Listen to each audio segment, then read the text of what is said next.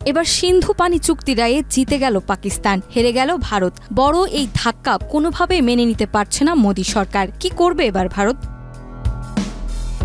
সিন্ধু পানি চুক্তি নিয়ে চলমান বিরোধে আন্তর্জাতিক আদালতের রায়ে পাকিস্তানের পক্ষেই গেছে সিদ্ধান্ত। নেদারল্যান্ডের হেগে অবস্থিত স্থানীয় সালিসি আদালত এই চূড়ান্ত রায়ে জানিয়েছে, ভারত একতরফাভাবে এই চুক্তি বাতিল বা স্থগিত করার কোনো অধিকার রাখে না।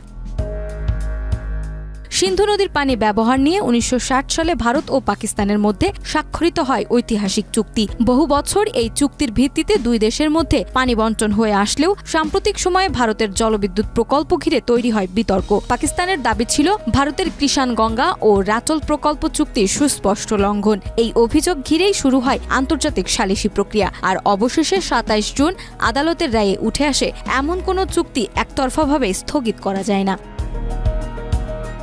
রায়ের পর পাকিস্তান জানিয়েছে, এই রায় আন্তর্জাতিক পরিসরে তাদের বড় বিজয়। তারা বলছে, ভারতের একতরফা পদক্ষেপের বিরুদ্ধে এটি একটি আইনি থাপ্পড়। অন্যদিকে ভারত এই রায় মানতে নারাজ। নয়াদিল্লির বক্তব্য, হেগে গঠিত এই সালিসি আদালতকে তারা কখনোই স্বীকৃতি দেয়নি। বরং ভারতের পররাষ্ট্র মন্ত্রণালয় এক বিবৃতিতে বলেছে, এই প্রক্রিয়াটি পাকিস্তানের ষড়যন্ত্রমূলক, রাজনৈতিক উদ্দেশ্য প্রণীত এবং আন্তর্জাতিক আইনের পরিপন্থী।